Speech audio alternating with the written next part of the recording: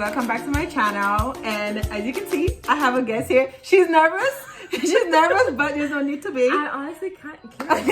So this is Shireen. This is my best friend. She's currently in nursing school right now. And I thought it would be really cool if you can get some tips and tricks or whatever, like what we did, what I used to finish nursing school and what she's currently using right now. So breathe. Breathe. It's like I'm just breathing. It's like I'm nervous. So all right guys, let's get into it. So we kind of wrote down some things like top 5, but we may go a little bit over the list. So we'll just go down. That's what she have on her phone right now. And also we have our planners. Yes. We have the books, binders, all that thing. So we hope that this video help you in some way, shape, and form, even if it's one thing. And it may also be like you're in a different school. You don't have to be nursing school. It could be you're studying something else, another major. But if you're in nursing school, this will probably help you a little bit more, because nursing school is a whole nother set of ball game. You literally have to retrain your mind to study for nursing school a different way than you did for like your undergrad or a different course. So it's a whole nother ball game. It's like your brain is like, it's like, what was I doing before this? Like, how was I even learning anything before this? It's different. So we're gonna get into it. We're gonna first share the website. It's called educationplanner.org. Okay, so that website, I used it and she also used it, right? Yeah, something similar. Yeah, it's the beginning of your semester, or even right now, if let's say you're studying away and you feel like it's not helping you and you feel like you need something else, like, okay, there is something else I need to do because, honey, I am not passing these exams out here. Yeah. That website, you do the quiz, and at the end, they kind of tell you like what kind of learner you are. You're an auditory learner, you're a visual learner, stuff like that. My number 1 is to rewrite notes, which I have to give credit to my sister, because I still struggle with learning how to study for the exams. Yeah. And I found rewriting all the PowerPoints that my teacher went over, going through our textbook, and like seeing what she missed kind of helps. Which I didn't do that for the first exam, which I tanked. And the second exam, I started doing that, and it helps because I was able to be like, okay, like I remember seeing this in the notes. I remember seeing this in the book. And some of those nursing teachers are like savages. They're like, you gotta look in the book. I in the book, but not in the notes. So like they'll get you. Like you need to be reading as much as you hate reading those textbooks. Yeah, but it's gonna help. The weirdest thing about that is, for me, I cannot rewrite my PowerPoint. I have to. I never used to do it. I was like, I am not doing this. Like, this is too much. What I would do though, in regards to the PowerPoint, is whatever I read in the textbook, because my teachers more like from my experience, they mostly take things from the textbook and they kind of go in order with the textbook. So I would find that area in that chapter, read it, and whatever information my teacher didn't put on the PowerPoint, that's what I would put down on my printout. Yeah. You know, so like that's how I would kind of use my PowerPoint. Whoever was my instructor was going through the PowerPoint.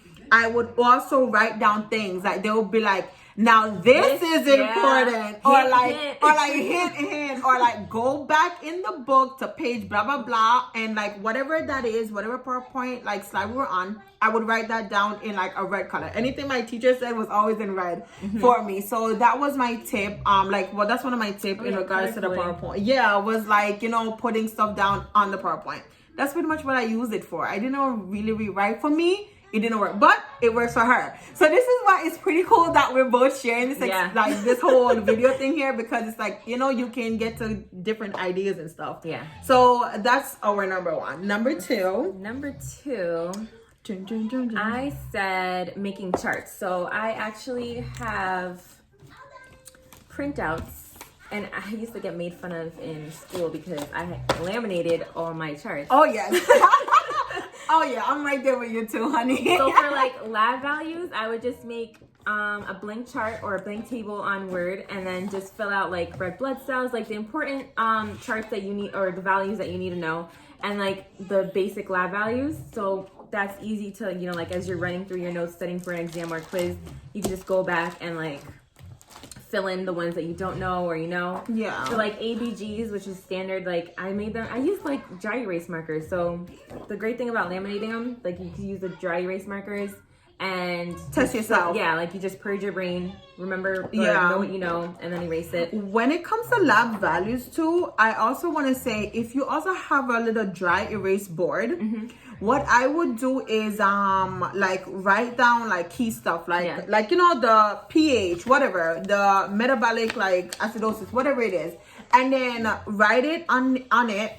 Don't look, and then just like don't look on no notes, don't look on nothing. So it's pretty much the same concept. But if you don't laminate, if you don't have a laminating machine, it's pretty cheap though. You can get it on Amazon, and it's gonna be very helpful. $10 because then, you know you're gonna have your coffee here, your tea here, all of that. And when you're crying, you just wipe the tears away. Seriously. So yeah, the dry erase board is also a good tip when it comes to that, and especially when the daunting topic, fluid and electrolytes. I love fluid and electrolytes. It was the worst experience learning fluid and electrolytes, but you need to know it. Yes. So I pretty much did like this one is hypokalemia and hyperkalemia. Oh, the mnemonics are amazing. So I have like picmonics, ways to remember. So you can, that was I think my tip number 3, which is to invest in like those educational apps like Picmonics. There's like NCLEX cards or something like that. But there's also I use like what I used to was this what's that? We use it for like everything else. Pinterest. Oh yes. You just use it on Pinterest and you can save images on your phone. Yes, you can save images on your phone. OMG, I have so much. Oh look, they're right here actually. Let me show that's you a lot. something. Like I noticed a lot of my nursing teachers, they go on Pinterest also and they find Picmonics and mnemonics, ways to remember things easy, so you're not really just sitting there like trying to memorize everything. You know, like the important stuff. Yeah. So like once you make like the tables and the charts, like you highlight anything in red that's really important to know to tell the difference, because honestly everything is gonna be decrease in deep tendon reflexes. I know, seriously. Cardiac. So, monitor respiratory. Yeah, definitely. I definitely think the mnemonics, Picmonics, or whatever. So this is like an example of that. So something similar to this. So this is stroke. So this is pretty much what you do with a patient having a stroke. So stuff like that. And what I would do is organization is key. Yes. Okay, if you wasn't an organized person before, well, guess what, honey? Become one.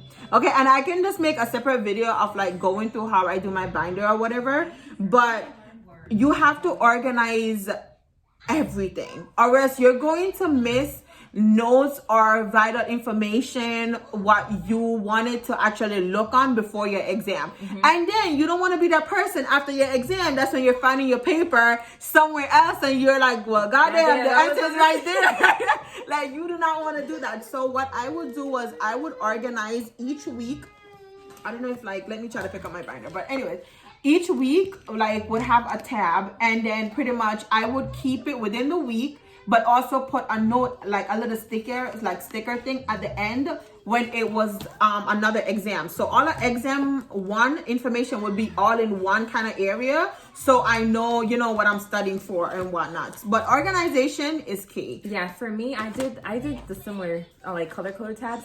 I went on Amazon and found like, because my program is 14-15 weeks, so they have ones that's like numbered 1 through 15, and then within each tab I have like lab, what I learned in lab, and lecture, and I section it by like the exams and what's on the quizzes and stuff like that. Yeah, so much easier. Yeah. Oh yeah. So these were just more of my the little stuff. These were all from Pinterest.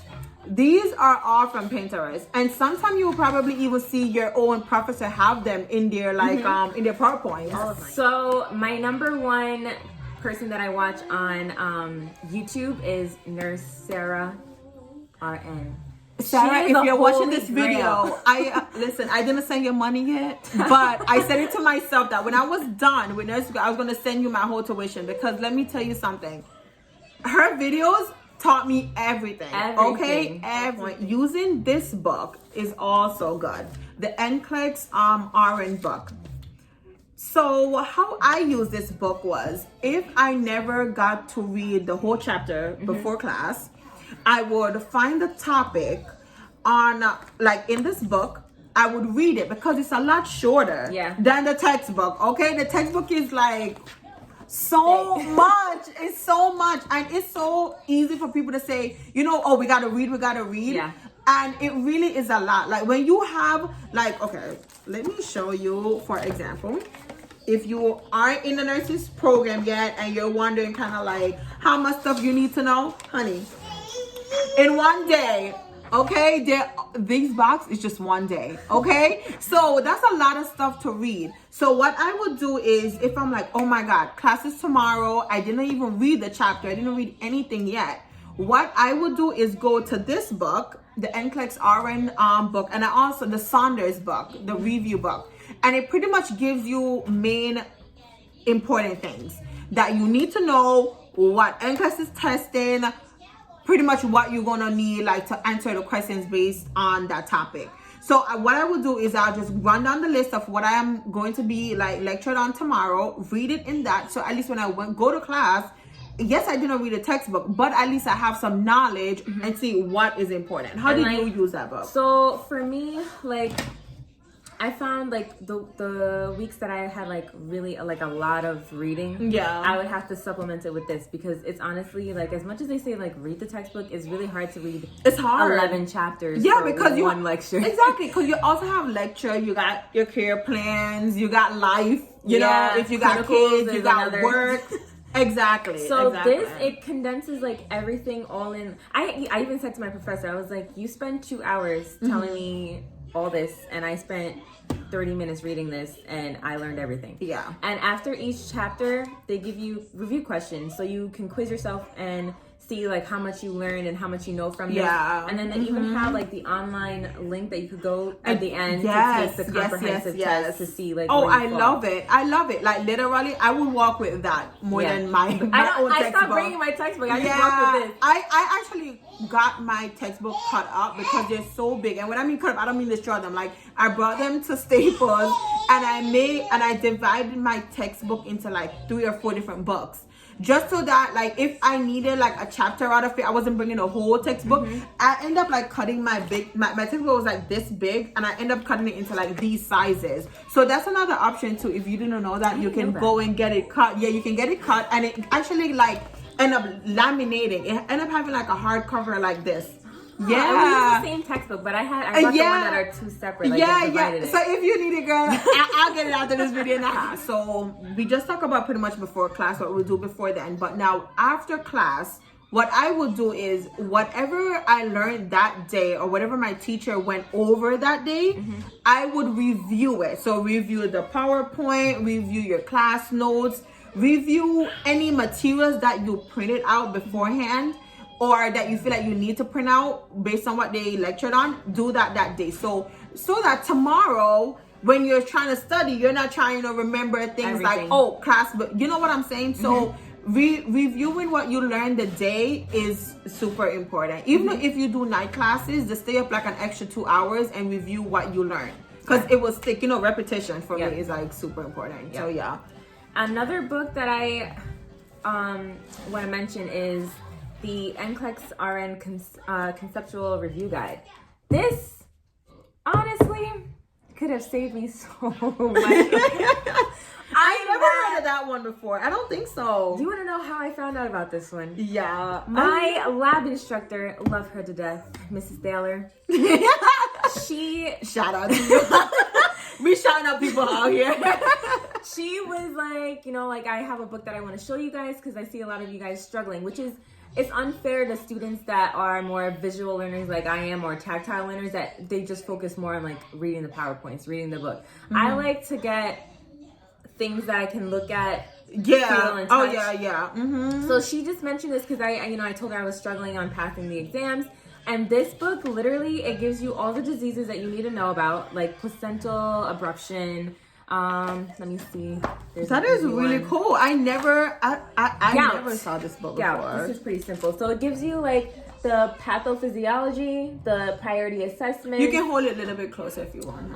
Let me see. It has the priority lab values, priority interventions, what you want to look for, actual and potential complications, nursing implications, priority medications, and like good. education and discharge teaching. So like, oh, girl, I might need to get that. I might need to get this for school, for work. I mean, oh my God, yes. This is awesome. And then at the beginning of each chapter, it gives you these like, actually, this is a blank one. This is so it divides like each section, like the teaching, the medication, and all that thing.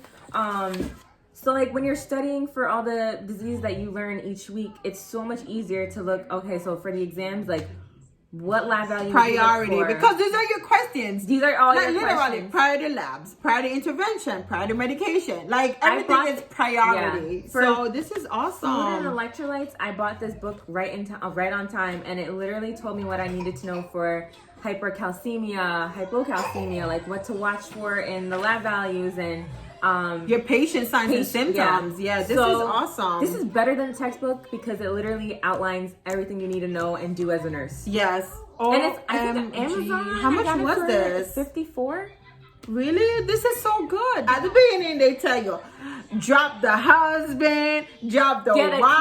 cleaning lady. Like, how I'm gonna pay for a cleaning lady? Like, they tell you all of this. Oh, you cannot work. Try not to get pregnant. Okay. I broke all those. I broke all those rules, okay, and I made it. So, try not to get pregnant, but if it happened, queen, honey, you can still do it, okay? Yes. No matter what, you can still do it. Just organize your life. So we're gonna show you. And what I did was get something that's gonna motivate you. It's probably a quote, a Bible scripture, whatever it is.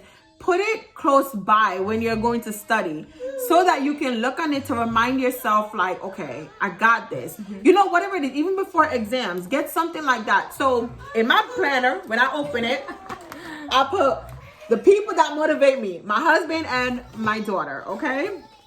Before it was just my husband in there because I ain't had my daughter And yet. I have Sophia on my binder. See, Sophie motivating people out here.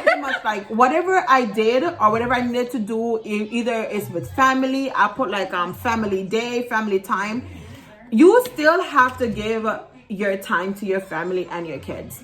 Whatever you're doing, like school obviously is important, but you cannot be all in the books 24/7 because you're not going to retain anything. And you're going to get burnt out. Exactly. So let's say, okay, one day, for example, or like weekends, because you're not going to school on weekends.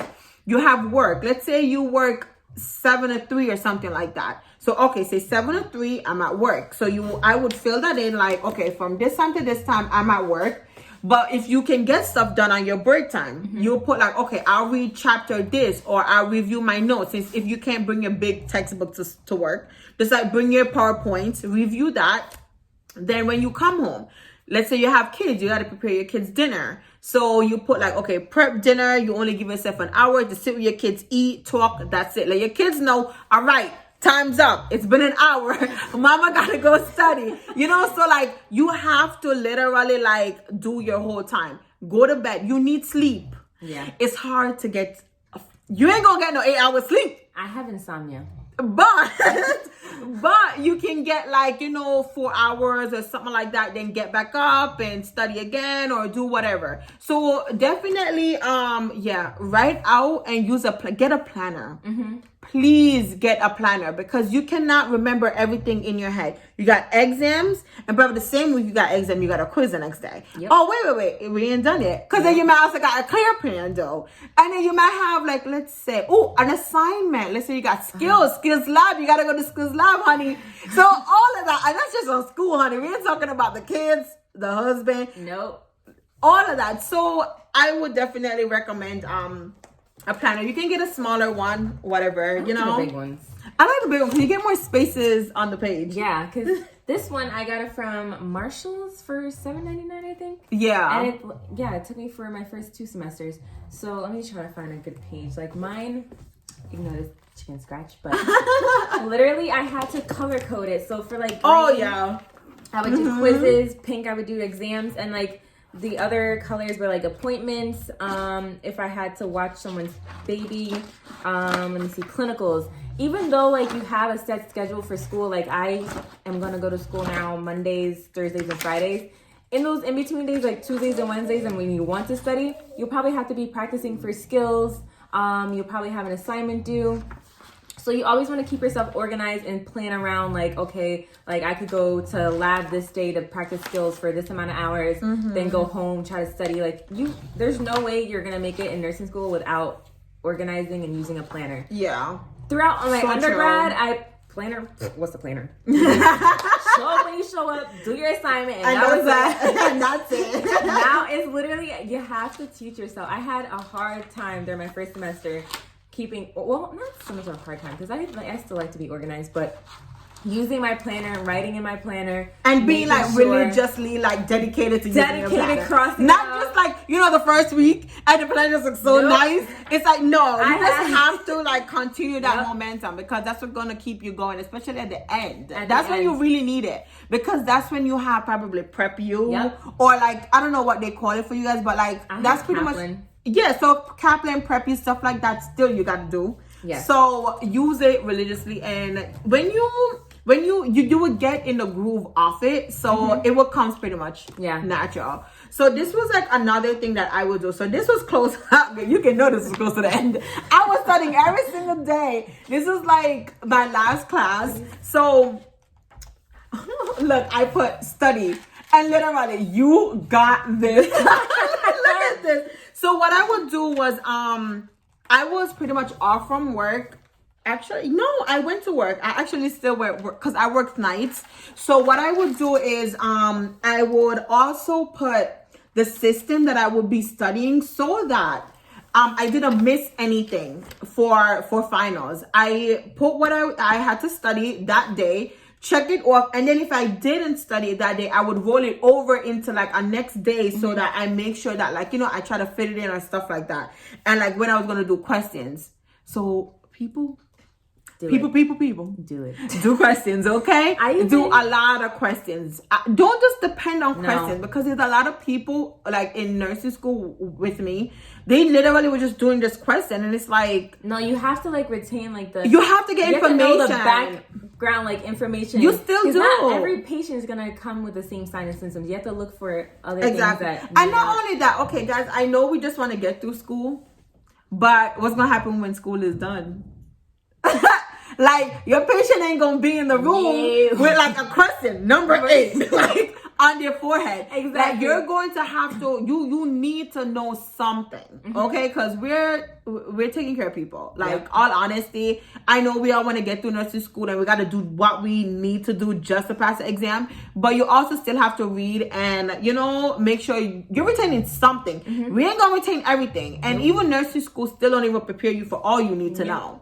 It's when you get out there and you're actually like, you know, hands-on, all that stuff. But definitely read, and you got this. And I don't know what power you believe in or whatever, but I hope you got something or somebody there to help you along the way, because the journey is not gonna be easy. I'm telling you, she already know it ain't gonna be easy.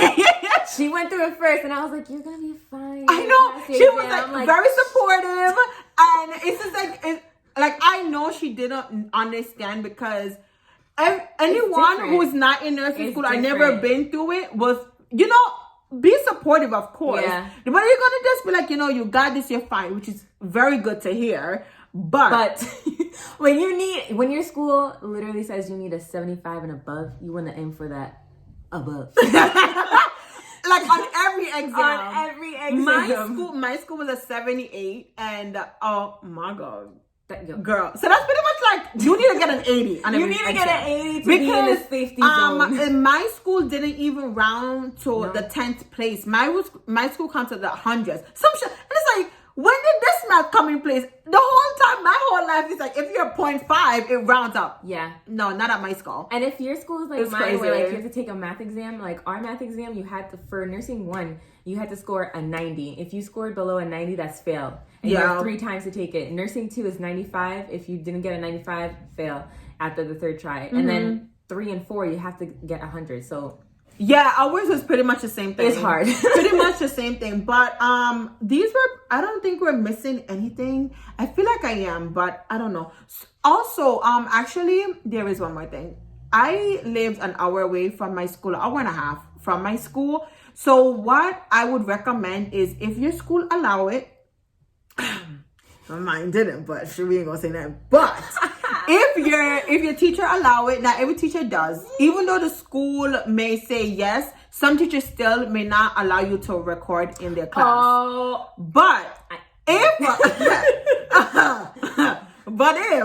you can record, be a good student and please record your teacher, okay? You can get a recorder, or if you got the iPhones, the iPhones come with recording too, but just put it on airplane mode, because if you get a phone call, I think it stopped the recording. But record so that if you take the public transportation, you can listen to it instead of music, listen to the lecture that you just heard in class. Or let's say you're listening to the nursing Sarah, because honey, before every exam, I'm like, all right, it's an hour and a half. There's 10 minutes for each chapter. All right, I got this. I'll listen to like all of her main videos or areas that I never felt like I was comfortable with. Okay, that's the second thing that I was missing. I knew I was missing something. I know, I was gonna say that too, because I used to I had my phone, hit record it, yes, just put it down, and that's it. And I honestly think like recordings are like, because you hear it, repetition. You hear it over and over again. And you may be taking notes and you miss something. And you miss something in class. Exactly. So definitely record. But don't tell nobody. That's if they don't allow it. Because some teachers do. Some teachers are just like, okay, I don't care. I realize why they don't allow it. I learned the hard way this year, but yeah, sometimes they will say some stuff in class. Salty. Yeah, no. No. Nope. Because my school did not, but I caught a lot of oh, you said that in class. Well, where do you hear this? Where do you get your notes? And I'm like, I got you on the recorder. And then you can't even say I can't even say it. You can't even say it. I just take the L like, okay, all right. So, yeah, definitely record if you can, because I feel that is super important. Hi, Sophia. Say hi. Look, Mama, say hi. Say hello. Say hi. You shy? Yeah, you shy like auntie. Say hi. Say hi, Mama. You good? Yeah, say hi. You're gonna be studying? Yeah. Tell them, say study. Dame un beso. She's going to be a smart cookie because I was pregnant with her and I studied very hard. Right? Right? You took all mommy's knowledge? Yeah. Oh, another thing, study groups.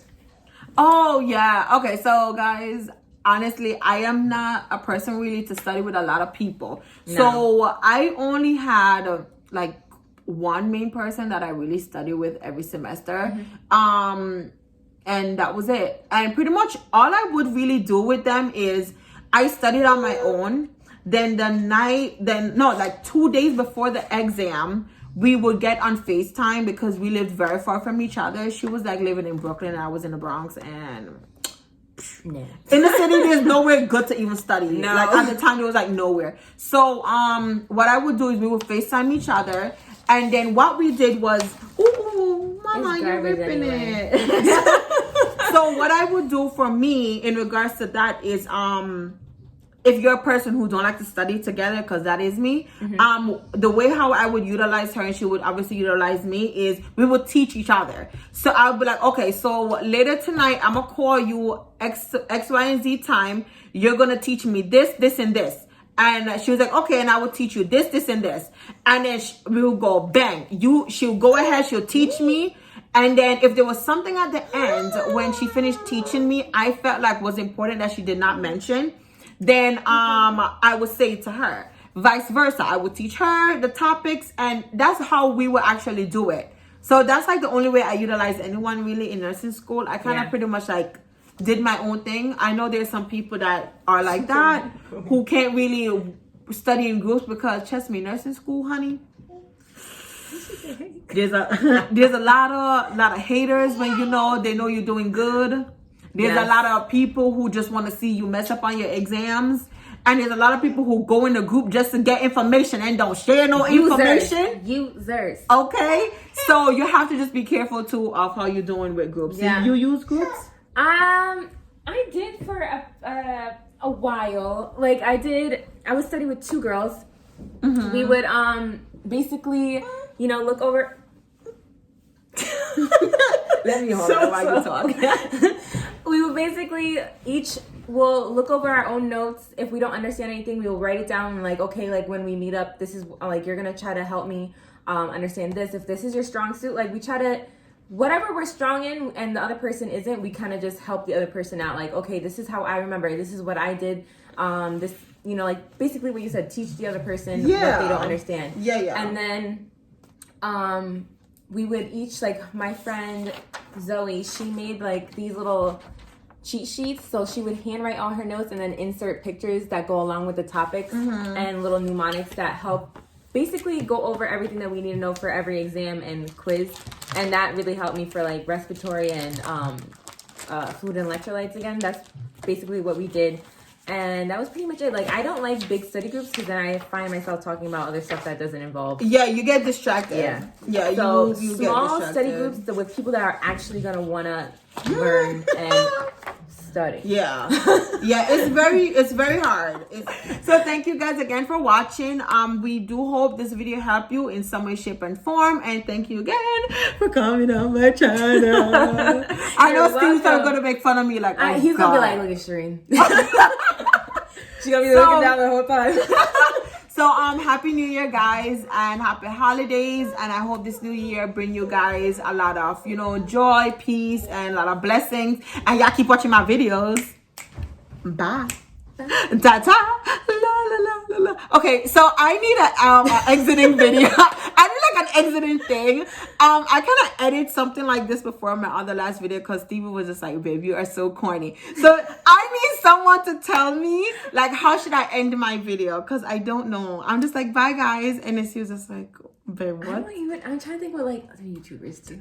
Like, I don't want to be like other YouTubers. I want to be like me. All right, that's it. So for me, this is like, bye. It's like funny. And you see this like, this is so corny.